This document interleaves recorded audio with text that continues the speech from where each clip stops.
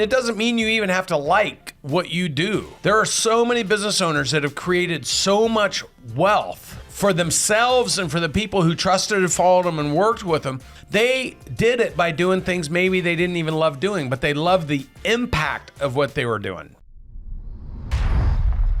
Yeah, let's go. And success leaves clues. This book, The 10X Rule, it talks about how to recalibrate your thinking so your action can follow your thoughts. Your law of attraction can happen with law of intention followed by law of action, and then you attract it.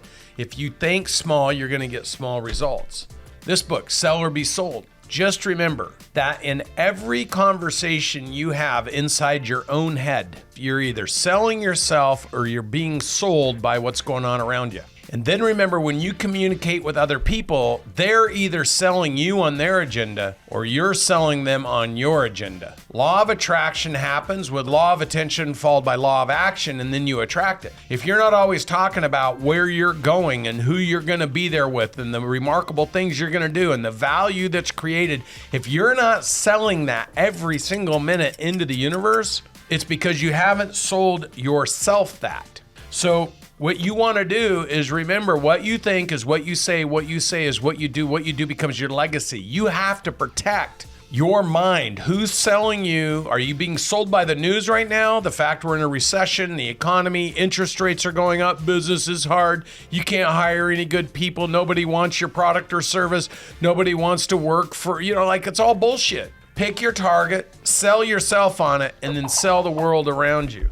Nothing great happens if you're not obsessed with it. And today we're going to be talking about people, right? That's right. People. And it doesn't mean you even have to like what you do. There are so many business owners that have created so much wealth for themselves and for the people who trusted and followed them and worked with them. They did it by doing things maybe they didn't even love doing, but they loved the impact of what they were doing. So the question you have to ask yourself is, what are you obsessed with? And then how do you get average people out of your life and accumulate people who have a deep desire to succeed? And then be the example to them so they understand how to do it, because everyone needs an example. Model, mimic, and mastery is the fastest way to success. Who are you being an example to? Then if you're struggling in business, we have the emergency business response. This was written by a very charming, very intelligent. Oh, wonderful. I wrote this book. Okay. Wonderful. So look. Okay. Spectacular. So this is the emergency 10X, business response. Phenomenal. If you're struggling in business or you don't want to struggle, read this book. It'll tell you how to build a book without struggle. And then on top of it, it'll tell you how to build a business without struggle. Yeah. You said a book. A book. Yeah. It might help you do that too. It's actually a struggle. If your business is in the book book business, could help you. And then there's this amazing book, Teamwork, which was written by my stunningly gorgeous wife of exactly 1 year yesterday. Took me 7 years to convince her. But the point is, I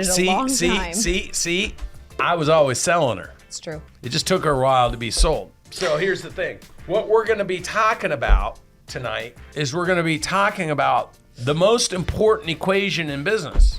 Being obsessed or being average. Getting rid of people who just want to be average and accumulating people who are obsessed with their personal, professional, and financial goals, because you're obsessed with your personal, professional, financial goals, and you can be an example to other people. I like how you're tying in all of these concepts, because for our organization and for many of your organizations, it's your responsibility to be the person who is 10X in your environment. You're the one who has to be obsessed with the business. You have to obsess over your customer. You have to obsess over your team and the experiences that you're creating. But how do you transfer that same level of intensity to your team members developing so that they're keeping up with you, so that they have clarity on what their blind spots are? You can have difficult conversations, you can have coaching conversations, you can have blind spot conversations, because you've gotten the permission from your team members to say, I need you to push me and I want you to push me as a coach.